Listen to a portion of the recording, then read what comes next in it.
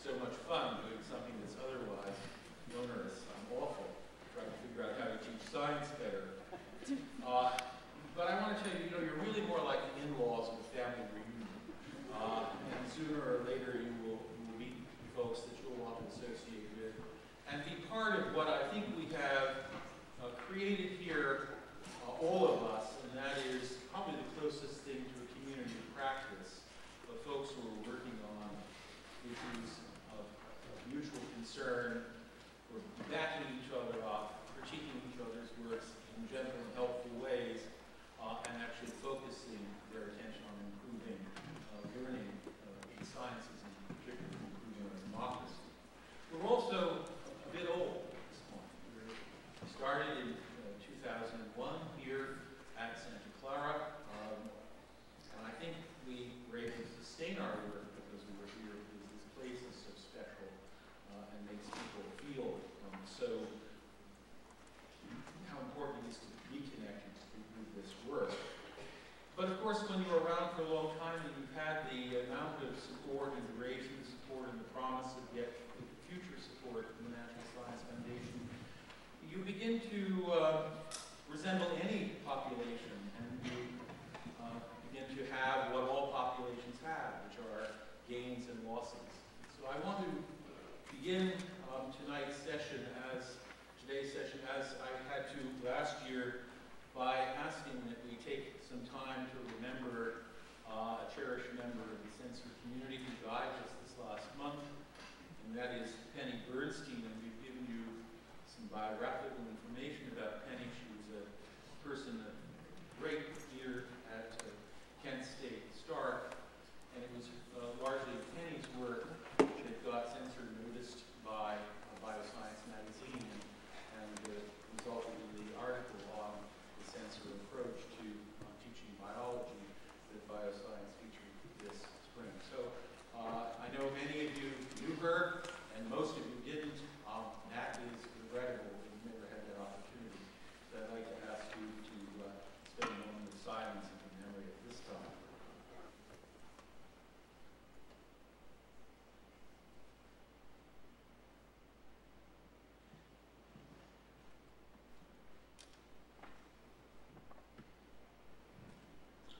We don't spend a lot of time in lengthy introductions, but I regret that that our program book does not contain information about the provost of Santa Clara, who has graciously come to welcome us to this campus.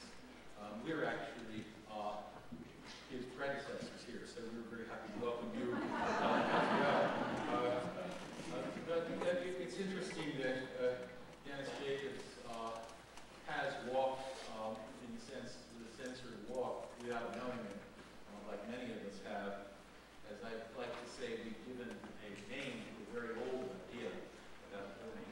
But as a professor of chemistry at Notre Dame, before coming here as the chief academic officer and provost, Dennis created a set of community-based activities in which folks, like people at Vassar and lots of other places who are part of our model, were able to find out what kinds of chemicals were in their environment and do something about it, and were producing knowledge while doing that. And this is a model of what we like to see in the SENCER community. So, Dennis, please, I'm delighted to have you welcome us.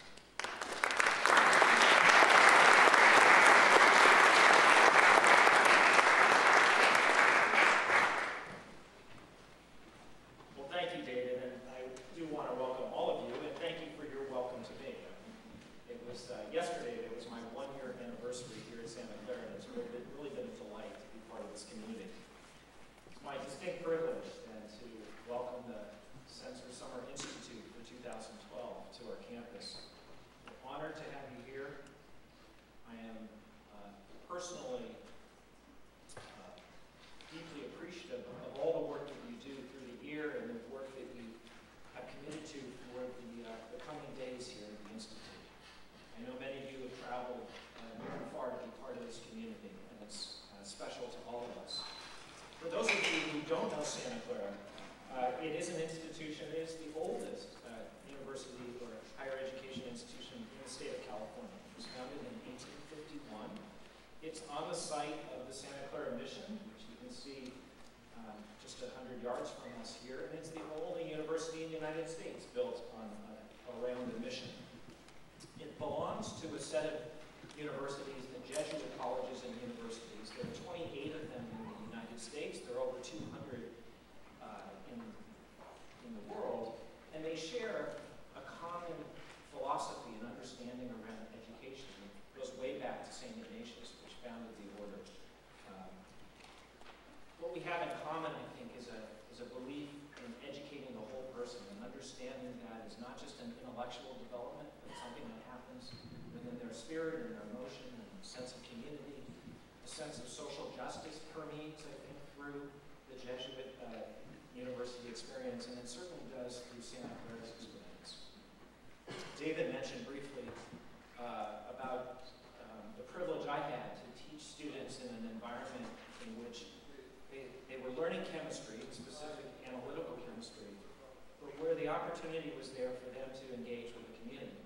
And the community in which they engage, which happened to be South Bend, Indiana, is one in which the housing stock is quite old and where deteriorating lead-based paint is found in more than half of the homes in South Bend. And so we decided to work on a project in which the students would adopt families and spend time with those families, bringing equipment to measure where lead was in the home environment.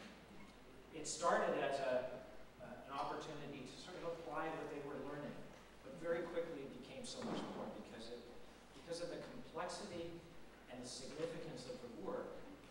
It automatically became very inter and multidisciplinary.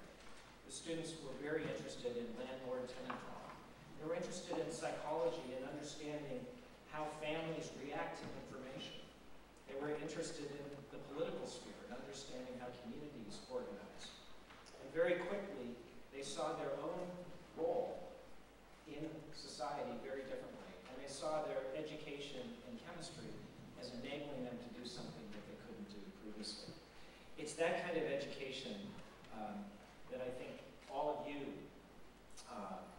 value, and certainly Santa Clara does, and it's part of the core curriculum here that all students have a community-based learning experience. We call it experiential education and social justice. But no matter what major they're in, whether it's in the sciences, in the humanities, and engineering, this is a focus here at Santa Clara. Sustainability is another strong value for this campus, and you'll see it as you move around the campus. It's a beautiful oasis here in Silicon Valley. We use reclaimed water for all of our landscape purposes. You'll see on many of the rooftops solar panels generate a significant portion of the power for the campus on campus. And there are initiatives both in our operations and facilities and buildings we produce, but also throughout the curriculum to bring elements of sustainability into all that we do. This is just a part of Santa Clara. We're delighted again to host you. We know this week will be a very, or we hope it will be a very educational, informative week, but a fun week as well. And I know you have a busy schedule. I hope you can take some time to get out, to enjoy yourselves, to enjoy the campus. I know at times you'll be meeting in groups, and I invite you to step outside and have your meetings and discussions in one of the many beautiful gardens. So I wish you all the best, and thank you again for coming to Santa Clara University.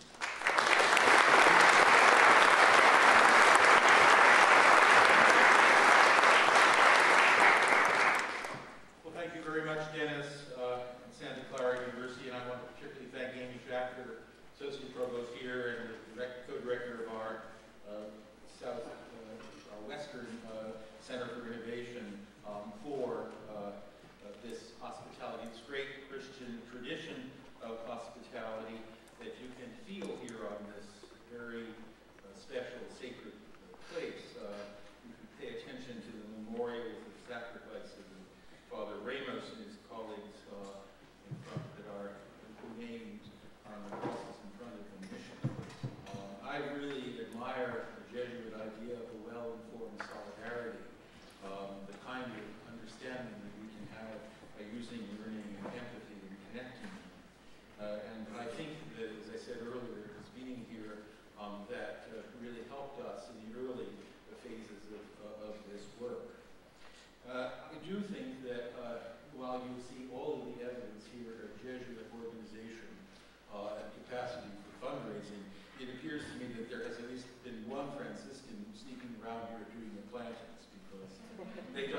be just Jesuit plantings. They have to be St. Francis as well. So I'm looking to identify the Franciscan among you who support this. And I want to welcome all of you, obviously, particularly students who are here. I know how we don't have many students here this year, but I know how important it is for us to have students.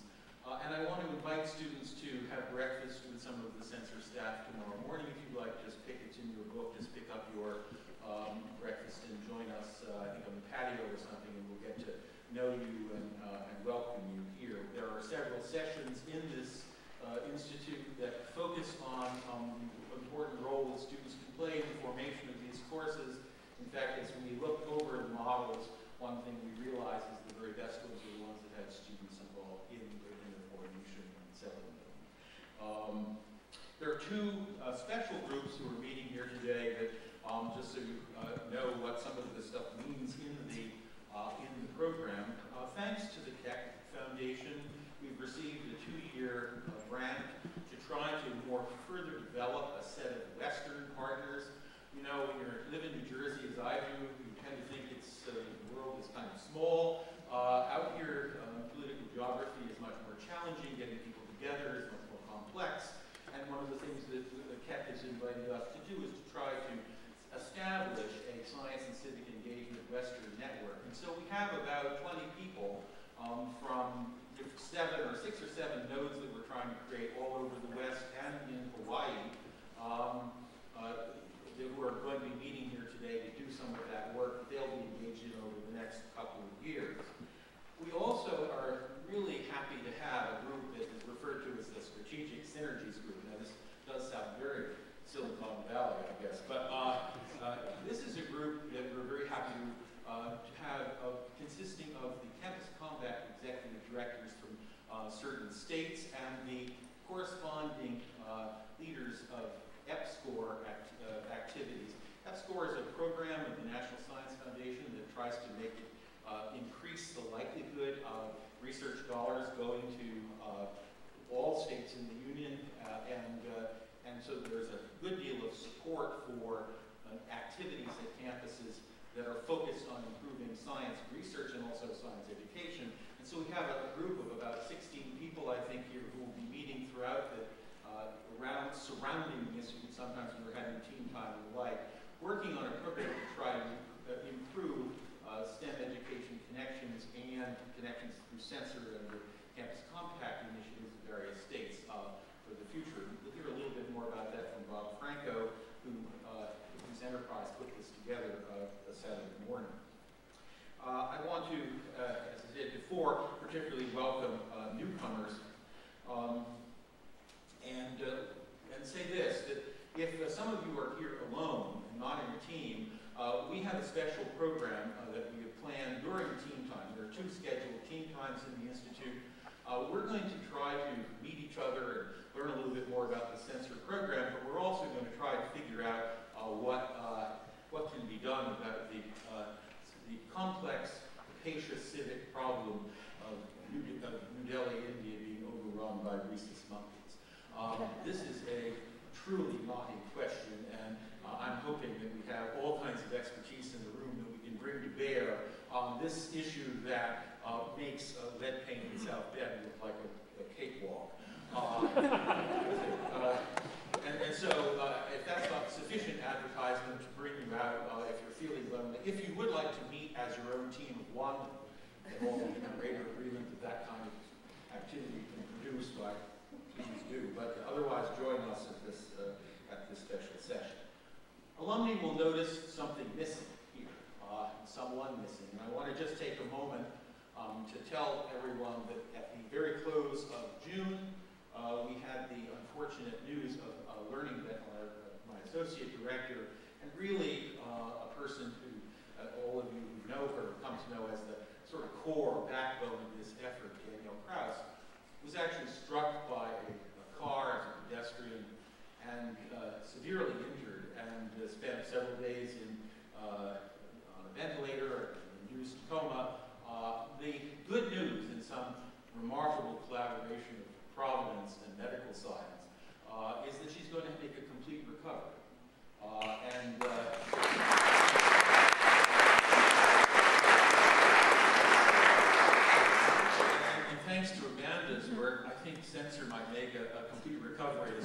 It's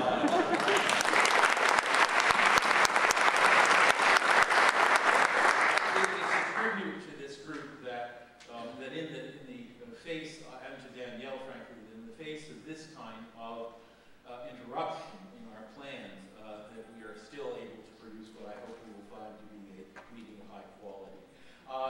For those of you who know Danielle, I've purchased a small notebook which is going to be available throughout this session if you would like to write her a note. Currently, eye strain is one of the problems that she has in recovery, but as soon as the CAT scan happens next week and the skull fracture is completely healed, she will want to read, so you can write lots, or you can do what I do, which is write in terrible handwriting and take her a long time to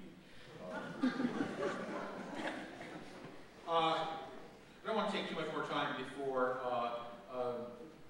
introducing Martin, but I'll just give you the general overview. We're going to begin this institute this year by looking at big changes in national policy, and that's going to be Martin's role to help us look at these big changes. We'll then, Jay Laboff and Kathy Middlecamp will give us an example of how SENCER approaches a complex topic, and then Kathy will do that, and then Jay will talk about how that activity, how what she does, is emblematic of what we know about how people learn and about how to incorporate these standards. If there is a theme for this meeting, we don't usually consciously create themes for the meetings, but sometimes they emerge when I look at what we're doing. It is going to be from moving from knowing to doing, from not actually looking at what did students learn and how much can we measure that, but what can they do with what they've learned? What is the test of that learning? And how would we look at that? And so Barbara Tewksbury will help us think about how we might plan for learning for doing. And then Chris Lazara from the College Board and Stephen Carroll from the South Site group here at Santa Clara will actually talk about how we want to measure some of that work. What are the questions we need to ask if we want to know those kinds of answers? These will be in the large all-institute sessions, which we'll do in the mornings. For our final session, a very brief session at lunch on Monday, when we know a lot of people who've already had to leave. I've scheduled with our most brilliant speaker myself to say goodbye to you. So, but I do hope that we'll be able to say a little bit more about your role in the future of SENCER and a little bit more about some of the directions that we're going to be taking in the next 4 years. So without any further talk from me now, I'll try to go over the aims after Martin speaks. Let me just say what an enormous pleasure it is to have the Director of Science Education, Martin Storksdieck, here to talk with us today about the new standards.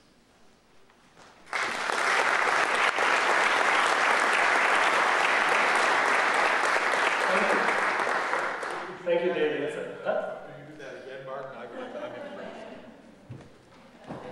Very compliant. Here's my PowerPoint. Okay, for later. You can review it later if you want to. I like PowerPoint. Anyway, it's a great honor to be here. Thank you, David, for inviting me. I just leafed through the program book, and you're all listed in there, so it's quite impressive, the people who are sitting in the room. So it's also a little intimidating. You all represent great teaching, I assume, and great research. Mostly, I think, you're representing what I would consider people who are willing to make a difference. And I hope that my little introduction here today will help you understand what actually enormous difference you should and can make and how that fits into a larger context. So David asked me to talk about science education standards. So my question to you is, and initially I wanted people to stand up, but now I have it easy for you, just raise your hand. Who of you has been on the Next Generation Science Standard website? Raise your hands. Wow, good. Who of you has actually looked at a framework for K-12 science education, our framework that we developed? Okay, a sizable number here of people who have seen that. It's very good. Who of you have seen the recent PCAST report on undergraduate education in STEM? That's a smaller number. Who of you has seen the National Science Board report on the greater impact statements and intellectual merit review that came in December? Okay. Very few. And who of you has a chance to look at the NRC's recent report that we issued on discipline-based education research? Oh, okay. I hope I have a receptive audience then.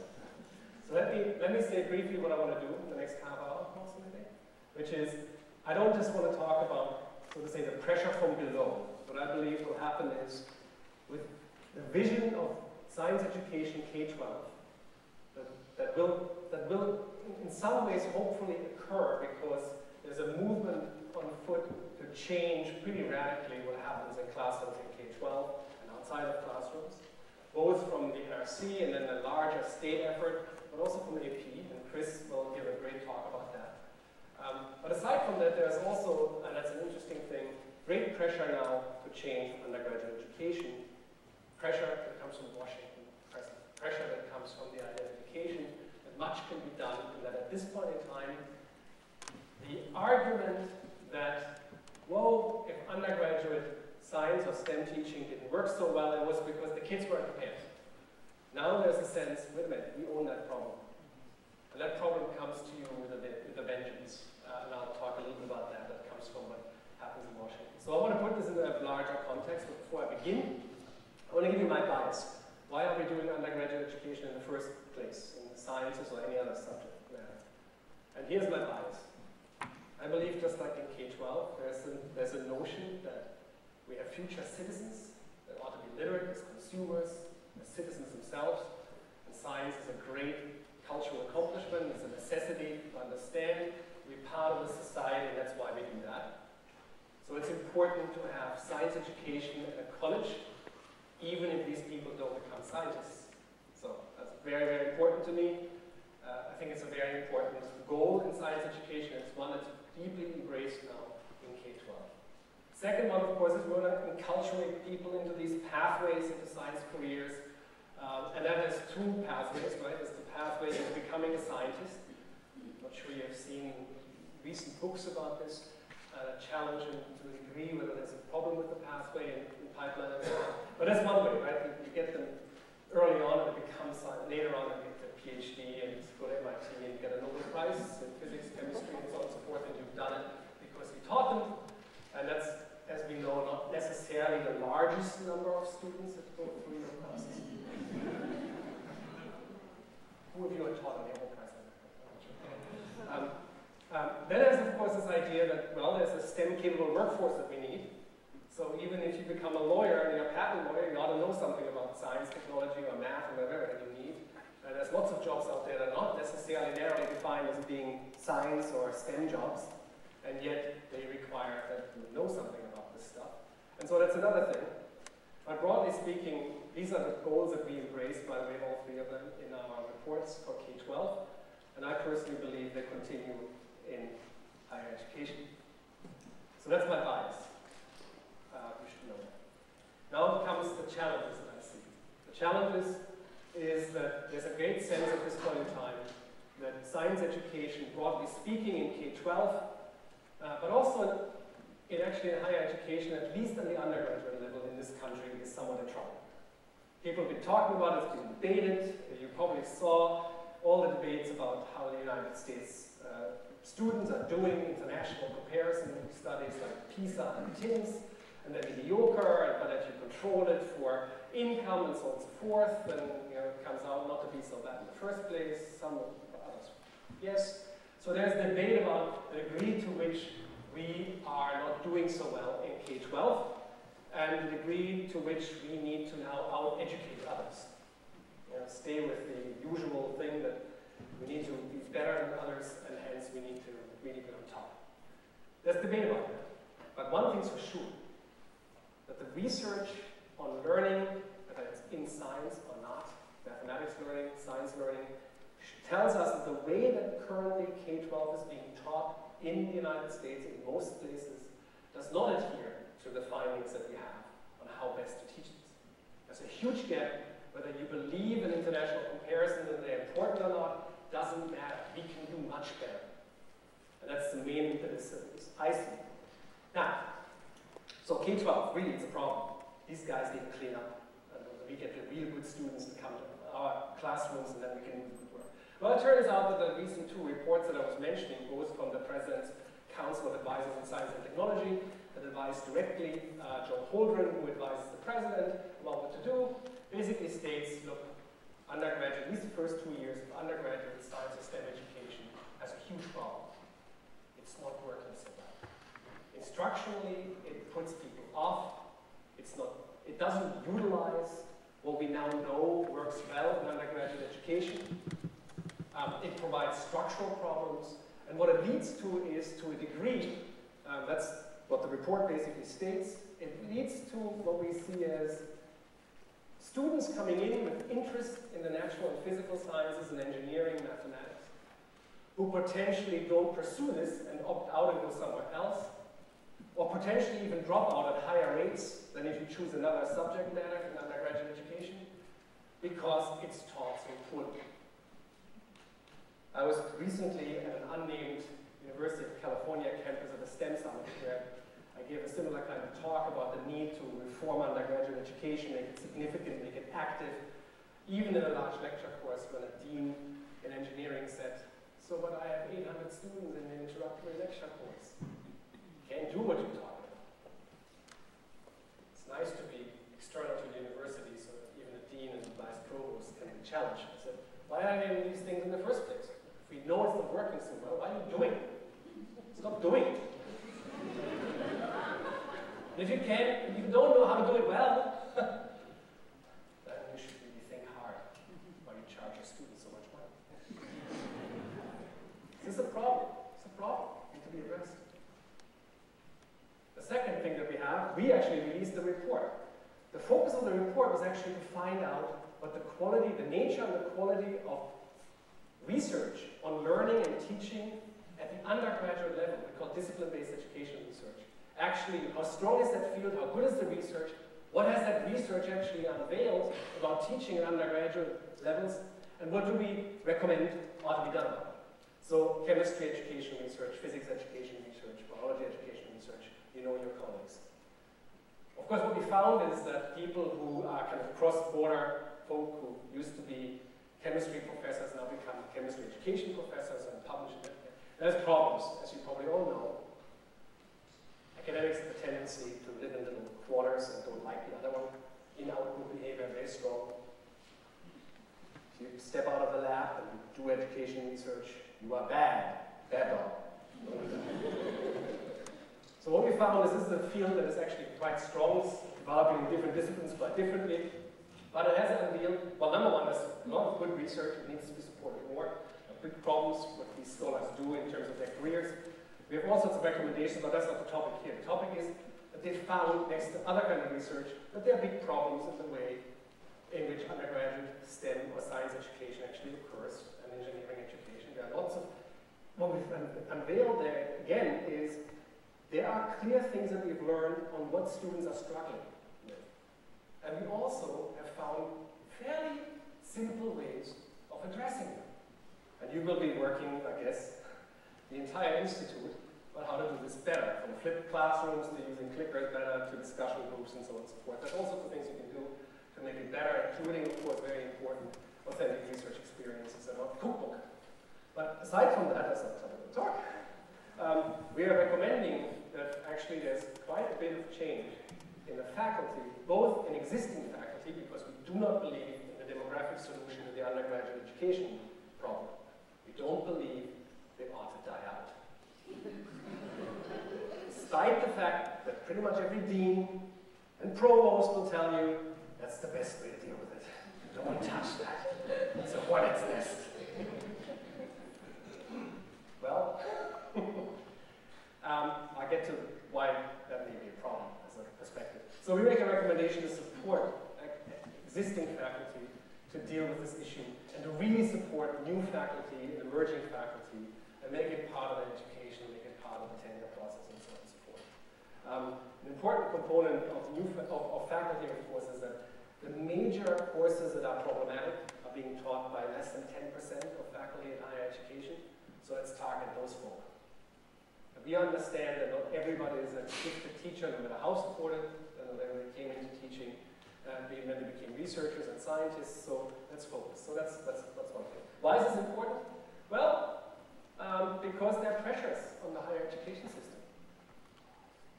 You probably all read enough of the newspapers to realize just how much underfunded higher education is, and that there's a sense of a crisis that's emerging, not necessarily in the graduate education in the United States. That's still seen as being top of the line because it is not an industrial-based system.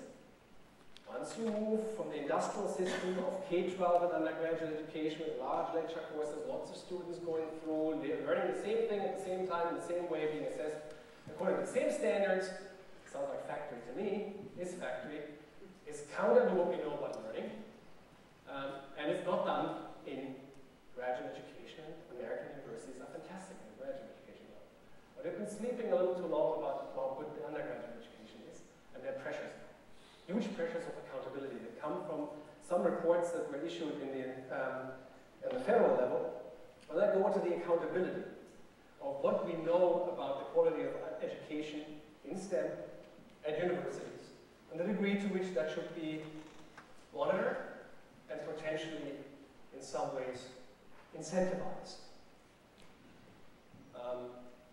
The recent report from PCAST had some consequences where people had ideas about what to do about it that was shut down when university presidents over a weekend came together to quickly shoot down a policy idea.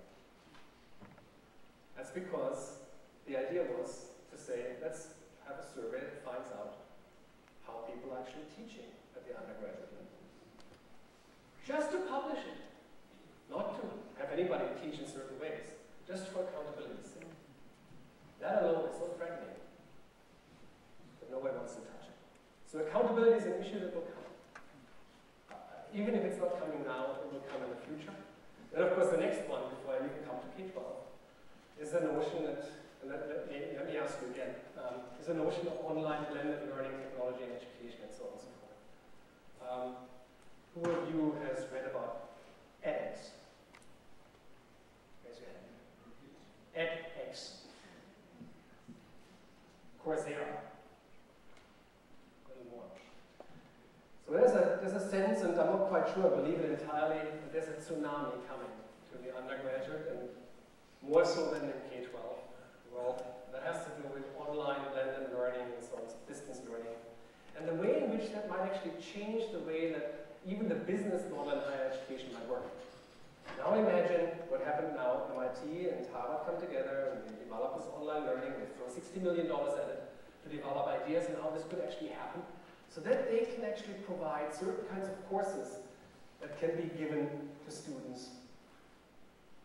Coursera is another one of those. Blended online learning happens everywhere. Now, move 10 years into the future, 15 years into the future.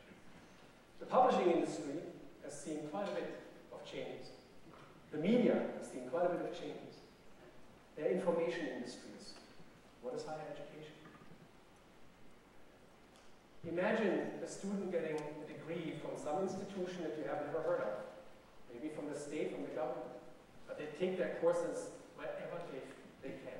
They take an MIT course in computer design, at the local community college they take a history course, they take a literature course from Yale, and somebody else puts it all together. Imagine what that means for the institutions of higher learning in this country and around the world. So that's a pressure that comes there as well. So this is the context within you have to see, I believe, the changes in K-12. Because the changes in K-12 is in science education, and funny enough, the same thing happens in English language arts and mathematics at this point in time, called the Common Core. It has to do with a radical rethinking of what students should actually learn.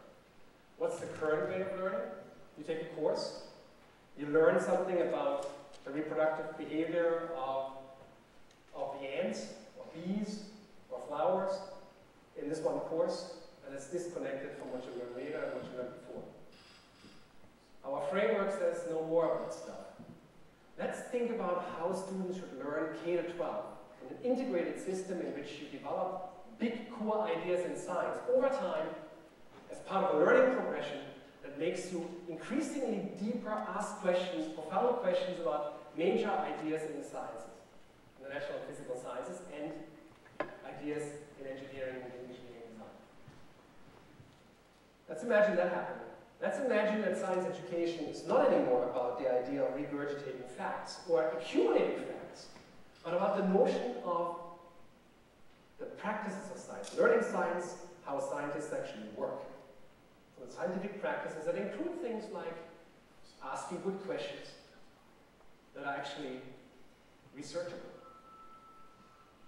designing an experiment or research of any kind, analyzing data, collecting data, analyzing data, all the way through communicating. We've looked at 8 practices and we make them front and center of what K-12 students should do. Then we say, okay, there's a bigger story in science. What do you want them to know when they're 40 or 50? There's really the big ideas in science, what we call cross-cutting concepts. They should emerge over 12 years of teaching and learning in schools. So that I know when people talk about energy in physics, that it's the same energy we're talking about when you talk about energy in chemistry and in biology. Not a different kind of energy. That you realize that scientists use models, that there's mathematics as a language of science that emerges over the time that you do that. So we put cross-cutting concepts that are really central to all the sciences, the natural and physical sciences, is the second dimension of our framework. And only the third dimension of our framework are the core ideas in the disciplines. When we say core ideas in the disciplines, are the kinds of ideas that are really central to a discipline, and that also have this kind of like generative character, that students can investigate them from kindergarten all the way to 12th grade. Let's skip the stuff that's special and only interesting when you're only doing it in high school. And the other thing that's important, and I think that's very important for SENCER, is the notion that it ought to be relevant and significant to students. All things being equal, why teach something that doesn't resonate with students? And then fourth, if you're teaching about science, is it teachable? Is it learnable? Those were the other criteria. And so I had a committee to actually bring and write a report that puts this all together. It's our framework. I recommend it. There's great vision about science education. It summarizes the literature on learning of science. So it's quite useful as a document. And some of these ideas are probably also relevant for higher education. Now, that's a document. It's an NRC report, NRC, the National Research Council, a consensus study, and it can collect as much dust as any report can. These reports are lovely. But this one is a little different, because 26 states representing 57% of the US children population are currently working under the leadership of a nonprofit, an education nonprofit in Washington called Achieve, which was also involved in the standards movement of Common Core, to actually translate our framework into real science education standards. And these standards are not lists of things that students ought to know. These are performance expectations. Performance expectations. What the heck is that? We're not more saying a student ought to know the Krebs cycle and all the proteins that are involved. No. What can you do with that? What are we as a performance? What are we expecting the students to do and able to do with that content? And that's all we're interested in. We're not interested, and that actually is interesting because that's also what we're interested in when we test it. We're not interested anymore in checklists that you can identify in a lexical way. These are, please name all the steps of the Krebs cycle. Please name the phases of the meiosis. No recall. No lexical information. What can you do with that information? Why is it important? How does it link? How do we eat? What does that mean? And then break it down. Start early as children very young, and move that into increasingly more complexity until they're in 12th grade and really look at this from a very deep perspective. That's the big change. Now, that means that we're expecting, again, 26 states are working on it, more than 40 are engaged in it. We actually expect that maybe in the next 10 years, so it may not be as urgent, science education in American schools will change. Now we stole a little bit of these ideas from the College Board. Because the College Board, and I don't want to take Chris's talk away, the College Board is working, as you know, probably on a redesign of AP. AP has been criticized by a report that J. Leboff here was involved with as not actually adhering to those principles that I basically talked about. Like learning science and scientific practices, focusing on core ideas, making it generative, and as a learning progression over time.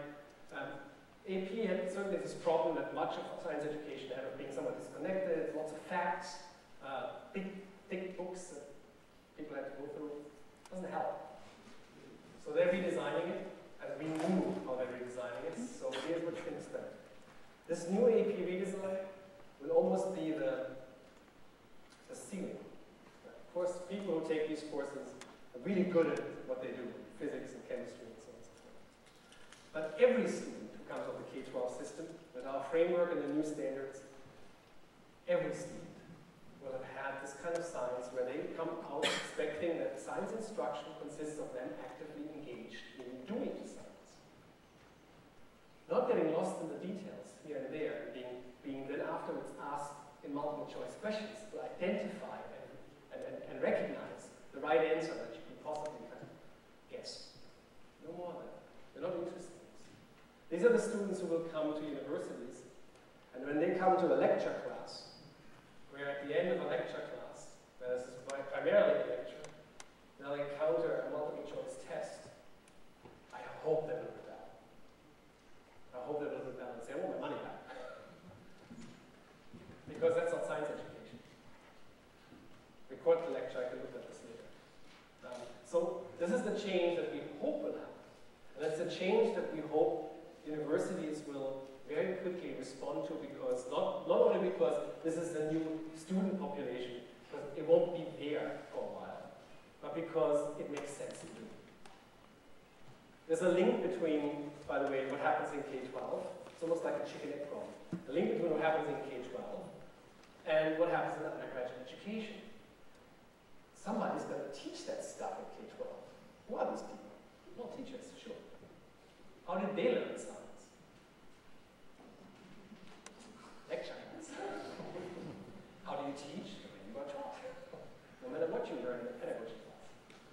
So it's really important that in universities, more and more students, even if they don't become scientists of the future, are experiencing what science is. If you want a teacher in middle school and high school, and even elementary school, to play with the students, to ask what are the good ideas that you can develop here, and how can you analyze that data? I don't know that yet. Let's find out how to do this. If you want them to be this way, they have to have experienced it. So that has to happen. Where? In undergraduate classes, because that's where they normally happen. Which actually includes, and I'm glad for that, because that I now know that much more than I did before. Many of them actually take these classes in community colleges.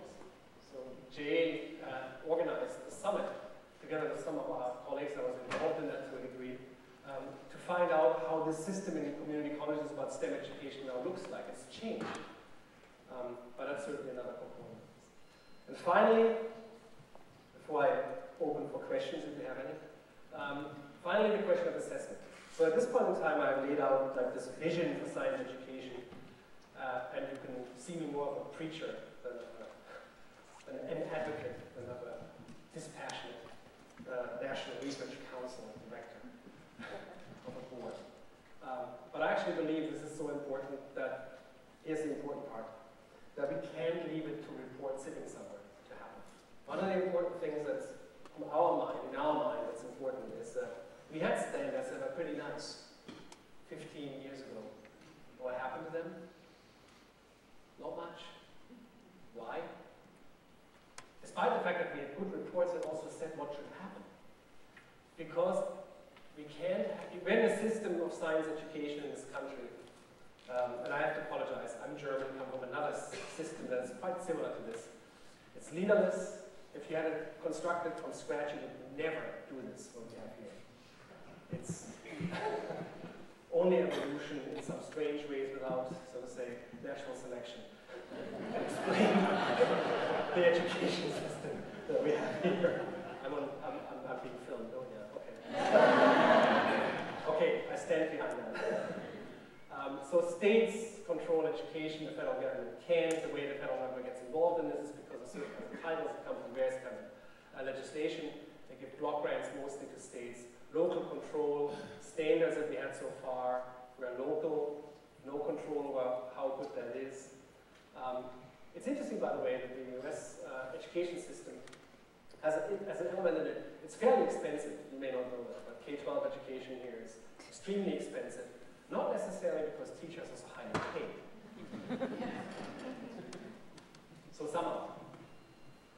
But because what the general public wouldn't allow in social services being done generally is being rolled into schools. So schools are providing many of the social services that they say, well, this is European socialism, let's not have that here in our country. Well, we have it in K-12. And that actually complicates. So the school system has to deal with this stuff that other places don't have to. But aside from that, we have a school system in which teachers, as you probably know, are being evaluated in ways that most scholars would consider to be inappropriate. And the pressure on what we would consider inappropriate evaluations of teacher performance is increasing.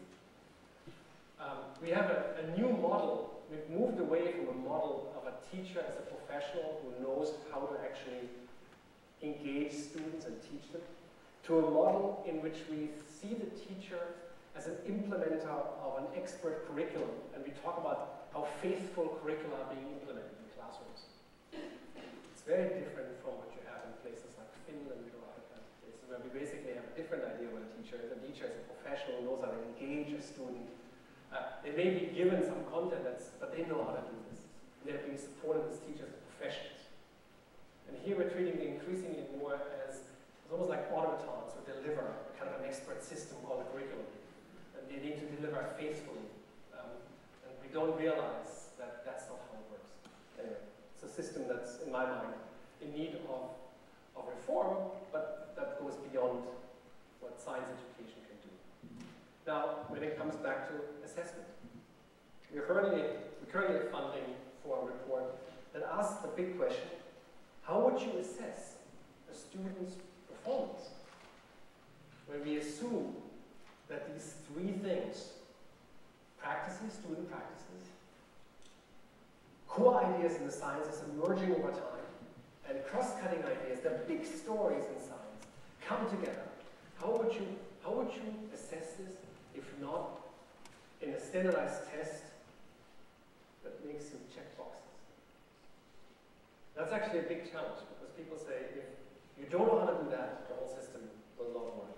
Because ultimately, when a teacher is faced with a choice between a really great curriculum with standards that it's based on, and some test that says, and this is how we will judge your performance, they will take the test. And if the test, let me use a scientific word, sucks, then the whole thing doesn't work. So we're actually working on that. We're not working on tests, we're working on guidelines for that, and hope it comes out. But it actually brings up the question that is also a challenge for you. Let's assume that we come up with good tests. Good tests that really get into students being active, authentic ways in which we get to that. How would you judge your students? How would you judge that your students have learned what you wanted them to learn? Do you know what you wanted them to learn? How do you decide what you wanted them to learn? And how do you distinguish whether a student makes progress versus whether you are making progress? What's the difference, right? So a student grade is a performance of the student. It's also a hint about how good you are as a teacher. How do you distinguish those two? What are you using to make sure that's happening? Anyway, so these are the kinds of things that are happening right now. Let me summarize. Coming from K-12 is a vision and a movement right now that is being increasingly more concerted as an effort right now. There's many, many players in Washington around the country to change the way students learn.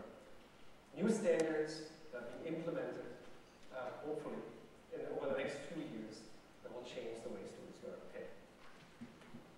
Teacher professional development and curriculum development is part of this.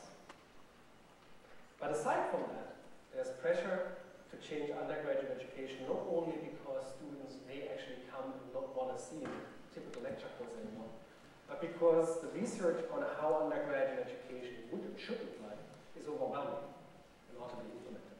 And because there's increasingly more pressure on their accountability level to actually make that happen.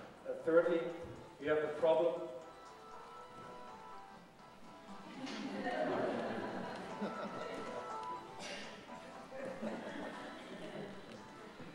at least it's not a Mala concert.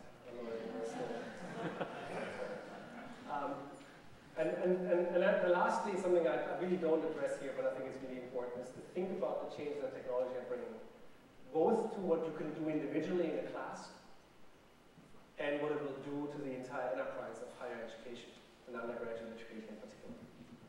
And with that kind of broad, hopeful sense of what's coming, I'll say, have you any questions?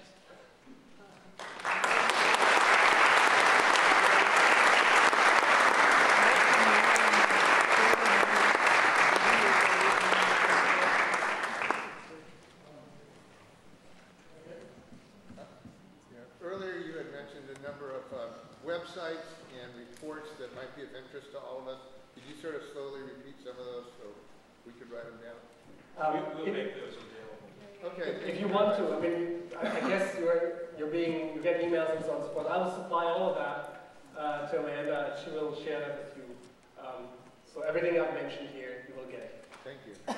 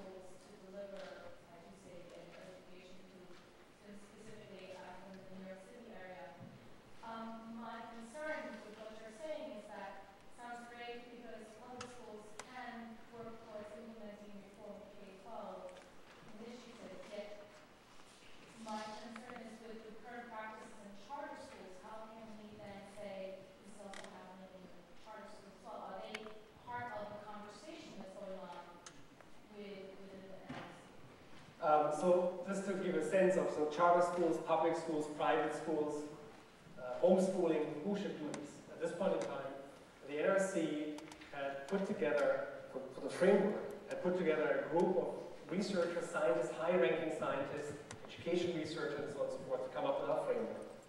And she is now translating that to 26 states and writing teams and a large constituency, and they already had like one draft out for public comment. There will be another one in November after the election before this actually becomes finalized. So this is really an engaging kind of process to actually then get the standards. And beyond that, we don't know. What happens, however, and that's different to what happened in the last standard movement, is that we are aware that if you don't actively get communities together to then help make states adopt these standards and then implement them, this is a different story altogether, it won't happen. And so there's lots of conversation between many groups in Washington and beyond on who should be involved, ranging anywhere from the various types of teacher associations, and NSTA is very strongly involved, all the way to professional societies, in the disciplines and the teaching. We're talking to people who actually, the future science teacher educators. So the point here is to get across is that the adoption and implementation, and what will happen later on, happens when people take charge. That's one thing about the system, is there is no king and queen of education, and Anna Duncan really doesn't have much to do. Here's a soapbox, but much more than that he doesn't have. So what happens here is this will happen when people who are stakeholders in the system will recognize that this is a future that will happen. can still embrace it. Give you an example. We had meetings with publishers about this twice already. So the publishers clearly have a role to play in this because teachers can't teach if they don't have the curricular materials to teach it. Which is, by the way, why we're talking to the people who teach teachers.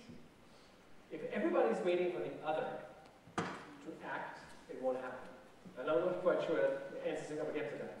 But one of the reasons, for instance, the publishers brought up is there were some who saw this is a great opportunity for new textbooks, big business, fantastic, right? Everybody needs new materials because you can't do what you did before. It's not quite working that way. Others said, well, wait a minute. Why would I invest millions in developing new materials when I'm not quite sure that this is a future that will actually happen? It's easier to put a sticker on my stuff and say, well, it kind of appears to play. And nobody's going to punish me if I just put a sticker on. So two things that are needed is that the publishing industry, the leaders in the publishing industry say, well, it's worth my time and my money to do that, so that purchasers in the 15,000 or so school districts know what's a good curriculum, what's a bad curriculum, what's adheres to it and whatnot. Then there needs to be people who say, those who put the sticker on it adheres to these new standards. Somebody needs to know whether the sticker is a good sticker or a bad sticker. So somebody has to take care of that. We'll talk about that as well. And finally is the question of what schools are accountable for this.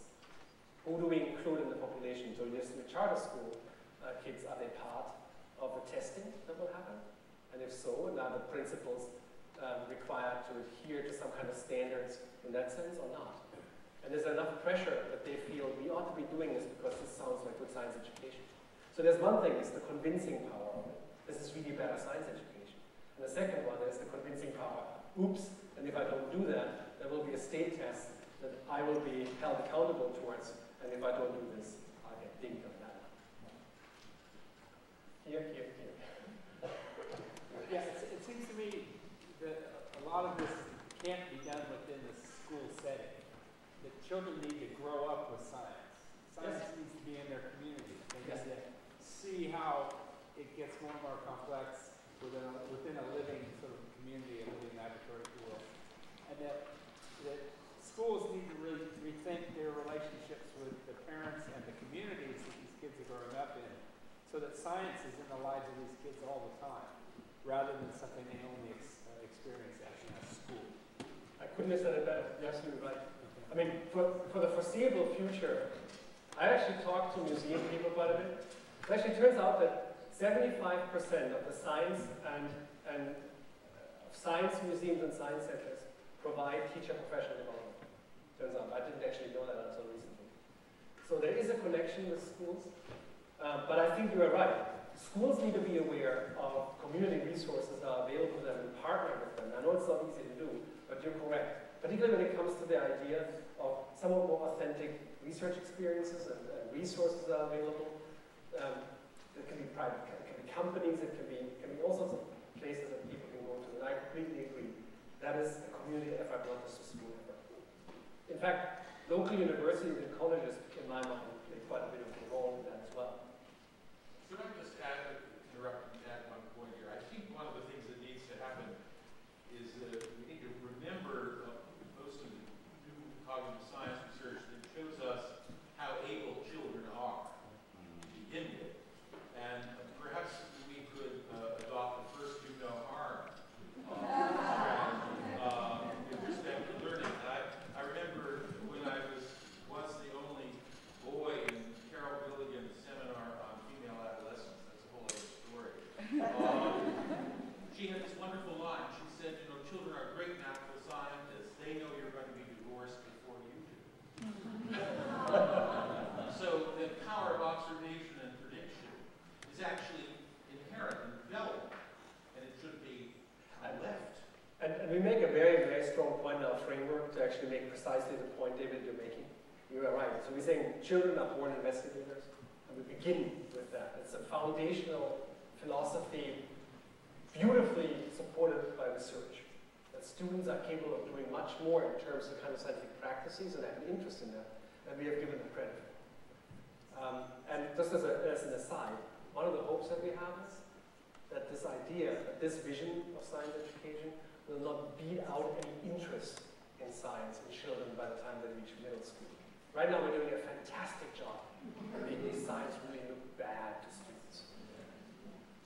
So, on the assessment question, on the idea of engaging students outside of the classroom, I'm very curious to hear about any tie-ins with the computer gaming industry, where we have, we went to a Learning in the Brain conference where one of the points that someone made that was just genius was if a student has, if a person playing a game, like Portal, which is a physics-based game, or World of Goo, which is a physics-based game, if they've completed the final level of that, do we then need to give them a test to see if they understand how to complete the final level of that? And it was something where if students are typically engaged in approximately the same number of hours of computer gaming as they are going to school, there's this opportunity there. And there's a lot of people in the computer gaming industry who have children and are desperately interested in seeing better connections between the two. Yes. The other thing it reminds me of is Star Trek Enterprise, Kobayashi Maru. The idea is a simulation to assess. All of this fantastic question. We actually published a report, was it last year, 2 years ago, on learning science from computer games and simulations, an NRC consensus study. And what's interesting about this study that we did, so this is again one of those things where you get a bunch of an interdisciplinary group of people together, they have to come to consensus about what do we know at this point in time, beyond the hype, shall I say, and you probably see where I'm going. There's no doubt that computer games and simulations, particularly this kind of, when they're adaptive in the way that they respond to what students actually do and learn, are a fantastic way to do authentic assessment. Now, of course, it makes no sense, but one of the things that's beautiful is if you design a game, particularly one for learning, in such a way that getting better at the game can only happen, very important, can only happen when you start understanding the science behind it. WolfQuest would be an example for that. Then this is a fantastic opportunity for learning and potentially for assessment. Now, you probably see what the problem is, right? A, lots of these games are not designed that way. B, the research agenda, the research on that is still pretty weak. So we know lots about what simulations do. But there's a lot more hype in games than there is research to support it. So give you an example. There's no doubt that there's lots and lots of little good games out there that teachers can use in classrooms and little snippets and so on and so forth. But the notion that games will solve the problem, number one, in K-12 is a big issue because you have to get good at the game. You have to play the game, it replaces an alternative. And there's no good research, actually, interestingly enough, that shows that learning something through a game is more effective than learning it through some alternative way. Nobody actually felt compelled to do that. It's very difficult to convince people in the K-12 system to use games for teaching when there's no evidence that they're better than the next best alternative. So we actually proposed the research agenda to do exactly that, to actually see, to sort out the hype from the other stuff. Now, the online, one important component is, however, it gives us a great sense of what an authentic assessment system looks like. We had a great speaker from Cisco, John Barretts, at a workshop, who gave an example about teaching to use Excel, right? And how they actually, believe it or not, had people learn the functions and then take a test on the side. After they learned how to use Excel, they had a written test about Excel. I don't think I have to explain why this is. But that's exactly the issue.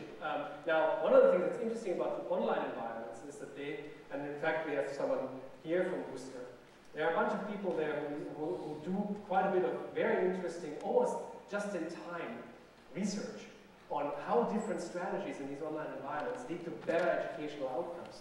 Because they can set up virtual experiments in no time, because they have all this performance of students.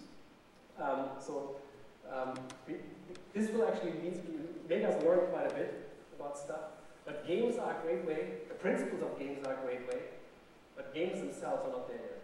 The biggest thing I've seen missing is the reflection of what have I learned that I can transfer out. Transfer is completely unclear how it works this way. World of Warcraft has 12 million players at least, and they're practicing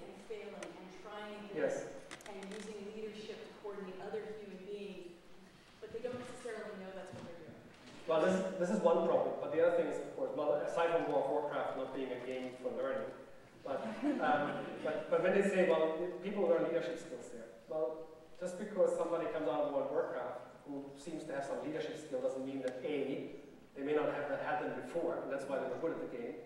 B, they couldn't have learned this much better, much more effective elsewhere and in a different way. So again, lots of questions about games, and I know I'm a lot of when I talk about this, and but this is really from an empirical.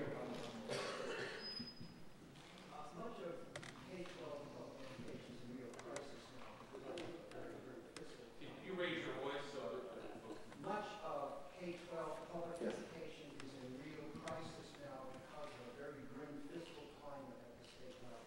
I don't know how many thousand teachers have been let go the last couple of years. Has there been any analysis of the impact of that grim fiscal climate on the movement to new science education standards at the K-12 level? Yes, there has been. And so it's a question, and I have not looked at this in much detail, but there are two ways to think about it. States are cash strapped when it comes to anything K-12, so changes. If you want to have new standards, that cost you money, right? Because you can't have new standards, particularly if they suddenly bring engineering in and the practices, and you want teachers to be engaging and so on and so forth. And you want the supply in the classroom, in a science lab, because how are you doing these experiments if you don't have material to work with? So it costs money. So it's about, maybe it will take longer for this stuff to happen because states will be reluctant at this point to rock the boat. That's number one. So that's against adoption and implementation. Maybe adoption, yes, but implementation, no. Because it costs money, they don't have money. That's one thing. The second part is, if you have to test, and if you have to buy resources and so on and so forth, the idea of having states work together for common standards is basically economies of scale. In the long run, you'll save a ton of money. Now, that's the question. How do you get over the activation energy in the beginning, right? As right now, cash strapped, very difficult, but in the long run, you'll save a lot. And it's in assessment, it's in curriculum material, and so people see the opportunity to make big changes and have it be a system that overall is more cost effective. But that initial problem is there, and people have done analysis for Common Core and so on and so forth. There's a big difference also right now, just to be honest, because of Common Core English Language Arts and Common Core Math, two things that not only get tested, but count in No Child Left Behind. There is some concern over the degree to which you can bring on top of that now science. So these are political questions, and we'll show in the next 2 years how that works. The good news is, A, the economies of scale. B, one of the things that I haven't shown in the slide because you didn't see a slideshow, is somebody did an analysis at Stanford about the practices in English language arts that students are expected to engage in, the practices of math, and the practices that we have outlined in science. And it turns out this is a nicely overlapping Venn diagram between three disciplines. And it's beautiful when you see these three overlap, and there's a bunch of stuff in the middle that students can learn across the curriculum. You show, you see it, Jason. Thank you very much.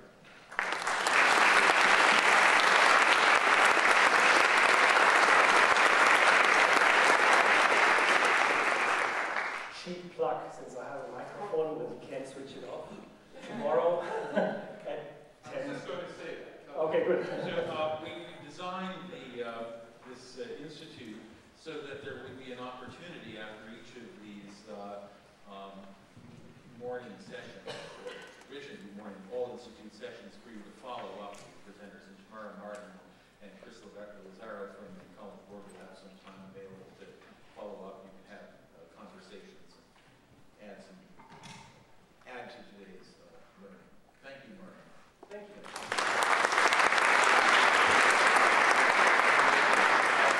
Almost every year, some people just come to this institute to hear kind of progress reports on my twin daughters who were born in 1995 and who were entering first grade when I wrote the piece called Learning to Make Our Democracy when we first had this institute. And one of the things I learned from my daughters this year who took their first AP course, they did it in history, was part of what I do at this institute is to give some aims that we have for the meeting for you, and many of them are really in the theme of continuity, things that we would like to continue to do as a group, and others are related to the kinds of changes we hope we can bring about.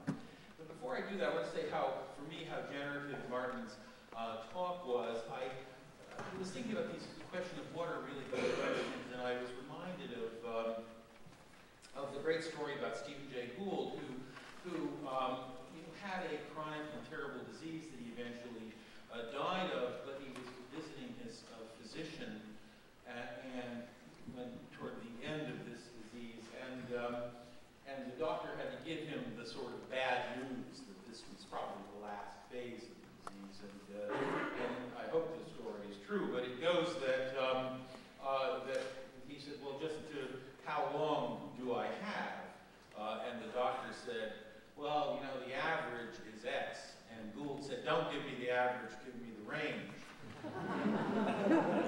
And I think that's the kind of big idea, the big kind of question that everyone ought to ask. Not do I remember what I learned about this disease 25 years ago, but what kind of question? How do I interrogate this advice? How do I know it to be sensible and logical? And while I don't know if that's one of the questions that will eventually be a part of any kind of math literacy that comes up, I hope it is, and I hope it's something we all remember. When somebody says the average is X, at least just ask for the range. It's a good next question. That's the kind of thing that we hope, taking these large questions that will actually answer some of Martin's concerns about the measurement of language arts literacy, mathematics competency, and science, by taking something in which you need to know some of all of that, as the provost pointed out, in order to understand it. That's the integrative strategy that we've tried to pursue here in SENCER. So in the theme of continuity, let me just say that while this rhetoric is not the rhetoric I'm most comfortable with, SENCER does two basic things. It actually is an empowerment project, both for faculty members and students. The basic idea is to give you greater power to deal with the world, and give students greater power and unleash the power that students have to understand, so that when they can feel that power, there is a greater motivation. And this relates to the question of motivation itself. There was a lovely piece by Professor Bowden about the conditions of graduating in K-12 education and how we have managed to blame teacher burnout on the problems of learning. But what we have really done is to create a system where it is almost impossible for teachers to access the moral rewards that come from learning and teaching. And so part of what I think has kept people going in the SENCER movement is we've somehow found a way to allow people to reconnect with that kind of reward system that got them into wanting to teach or be a scientist or be any kind of scholar in the first place. And we do that fundamentally, again, in an empowerment model. One that will answer the question of whether one course for everybody online from MIT could reproduce the kind of learning, the kind of questioning, the kind of observation and prediction that we want students to be able to do on the local level. This starts with a basic belief, however, that success matters. That your success as a teacher, your success as a student helping other students will depend on the success you generate. And identifying with that success so that you actually push yourself, as Martin suggested, to asking, well, what is your grade distribution saying about you? And what you're willing, who you're willing to leave behind. Why is this important? Well, we've heard several reasons. Some of them I think are persuasive, some are not. The answers that we try to give are that there are practices of science, or natural philosophy, as Congressman Holt once put it, are so compatible with the practices of democracy. And the reason we see this as critically important in democratic education is because the very values in science, even though science claims its value neutrality, the very values it has, provisionality, openness to being challenged and changed, making things public, interrogating claims, doing the best one can, adhering to certain practices of integrity, of truth, and not suppressing evidence contrary to your desires, but actually dealing with things when they don't quite turn out your way. These are very similar values to the values in a robust democracy. I like to say that censors is not an orthodoxy and it's not anarchy. It sort of sits somewhere in the middle, often closer to anarchy. But that's exactly where democracy is as a system. And so for me, at least, and for those of us who've worked very hard on this, part of the answer here is saying this has something to do with our survival and our capacity to profit as a kind of political system in which operates according to rules that are very compatible with those of science and natural philosophy. We emerge from the same periods, we have the same kinds of goals in some ways, and we ought to think about that, and that's the argument for what Martin said is his bias was something beyond just the reproduction of a scientific belief. The way to reach this is by adopting what we see as making science real, making it relevant, making it rigorous, and making it responsible. So thinking about using those kinds of tests, are we being responsible? Are we not making intellectual shortcuts? Are we understanding the need to make this relevant to the lives of students? These are the things that make this work. So there's an emphasis on, therefore, knowledge production and doing. Now, it's also an argument against what I call the kind of merit badge or charm bracelet idea of education, where you're just attaching little things to some belt to show that you've been through them. What we actually want is for people to be able to have the power to do important things on their own afterwards.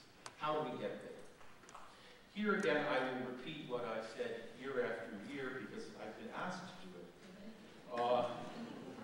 by you in the reviews that we take very seriously, and we hope that you will fill out the online assessment.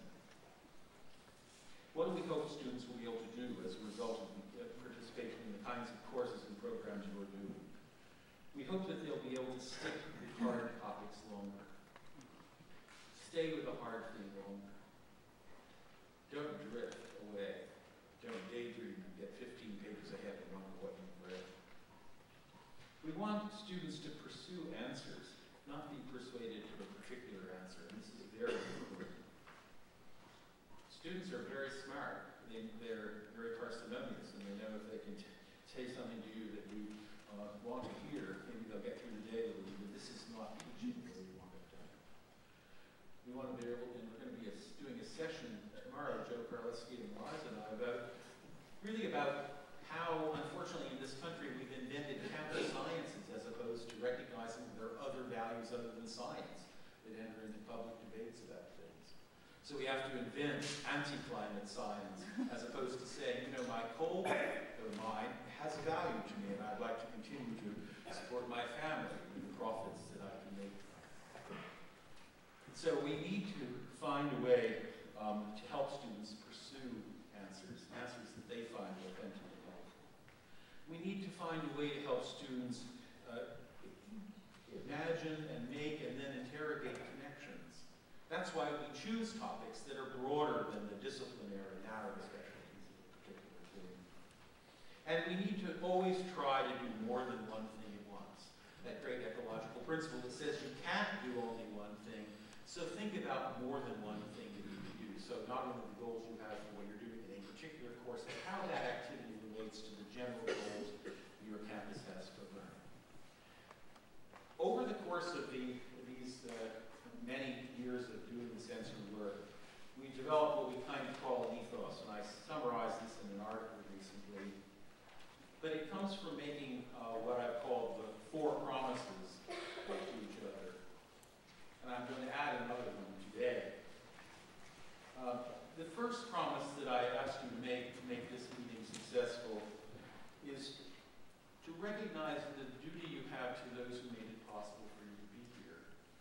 That is, of course, going to be the people who paid to have you here, the institutions who've supported you here, the National Science Foundation that's made this possible. But beyond that, the ranchers and people growing avocados and people picking them and people working at gas stations and everywhere else in this country make it possible for us to gather in such luxurious air-conditioned conditions to talk about these kinds of things. This is our connection to the people who provided the funds to make the National Science Foundation and other enterprises like your colleges and universities and your schools possible. The second duty is to be moral today, is to not just be moral in the past, and to know that you wouldn't have owned chattel slaves or been a part of the, well, I usually make some funny remarks here about voting for certain candidates for president, but I won't do that this year. And simply say that, you know, the real challenge for us is, what do we do with what we know? What obligations come with knowledge? And what obligations come with the knowledge that what we're doing to teach students isn't working? Why are we doing it the same way? And I'm really thrilled, for example, to pick up a couple of examples. People here from Madonna University worked very hard to reform a whole undergraduate science program based on new ideas about how people learn. This is, and we were here early in the SENCER movement, now here again, thinking about how to do this on a broad scale, thinking what knowledge implies about moral activity. We have a duty to use the knowledge we have to enlarge what we all know. This is a very smart group of people, and it would be very simple for each of you to find what each of the rest of us doesn't know very quickly.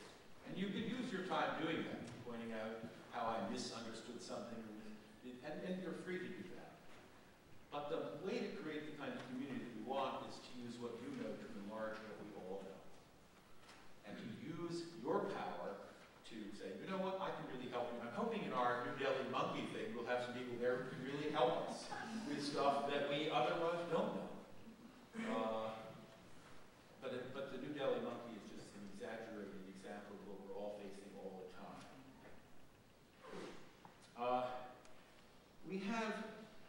We are asking people to take risks, and this is the inherent problem in some of what Martin is saying, is that we have a system that's producing a certain set of results now, and people have mastered that system, and to take that system away from those who mastered it in exchange for some kind of hopeful mastery by those who haven't in some future system, that's a big, risky thing.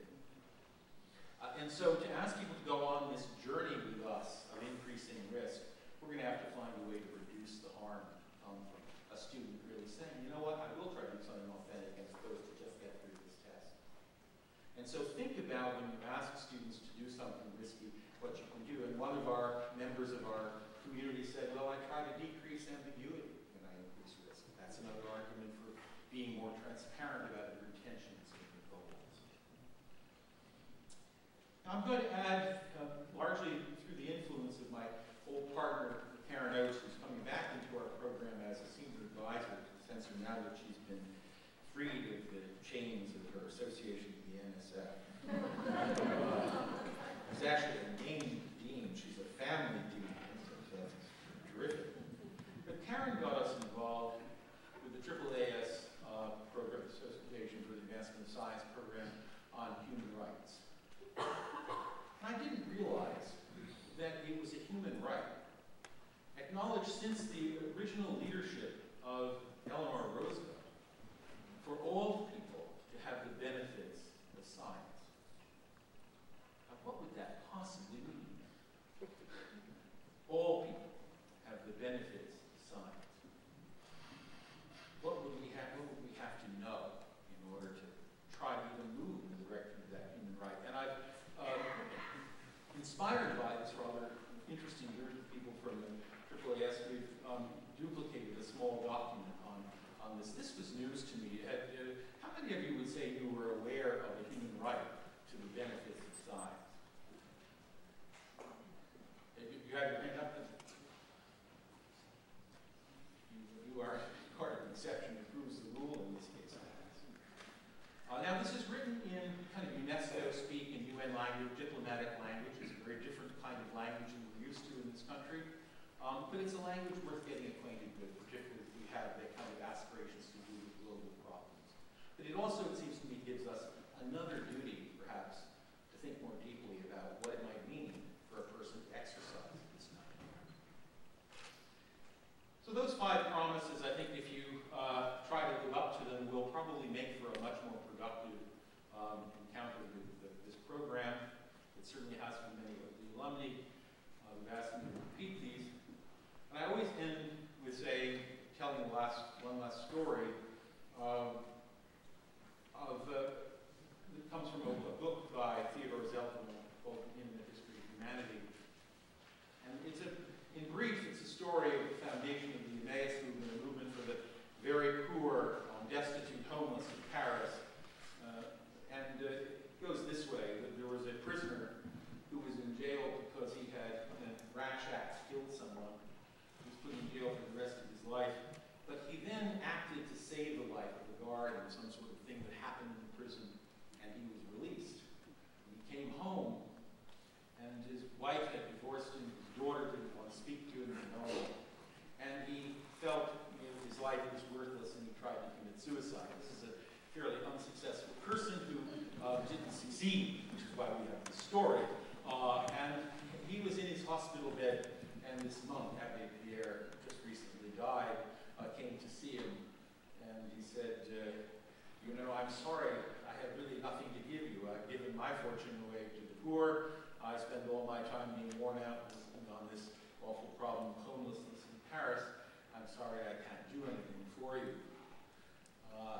Then he said, but before you consider doing anything else, would you consider helping me with something?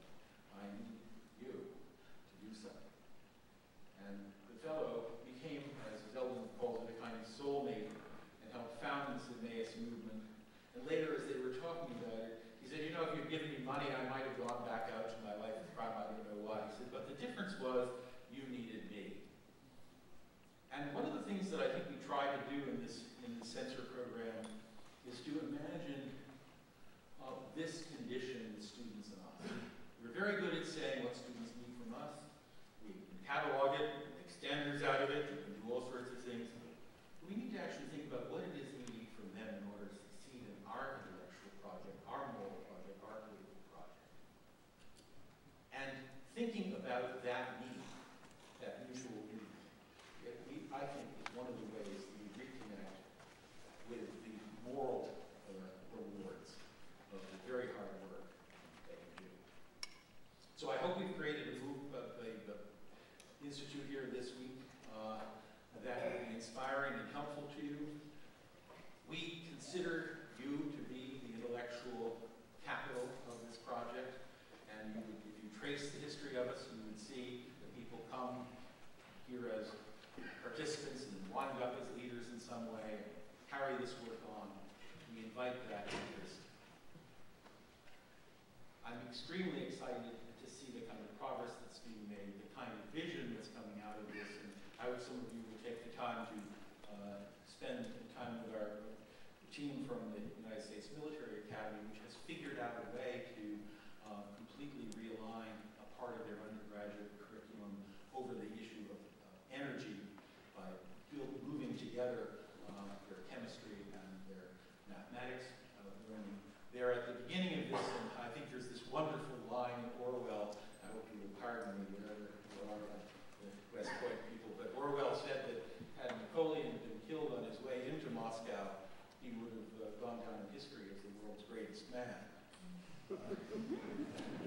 Our colleagues at USMA they're heading into Moscow with this learning, with this new revision of the curriculum, with this bold leap that they're doing, and they need all of our interest and support to make it happen. And if it happens, we will hold a very bright light and signal out for the kind of work that can be done when you really want to empower a core of important people to work on the great unscripted problems of our time. That's just one example of the kinds of things that are going on in teams here. And so do take the opportunity when you're here together to meet these people. And that opportunity is emerging in a moment.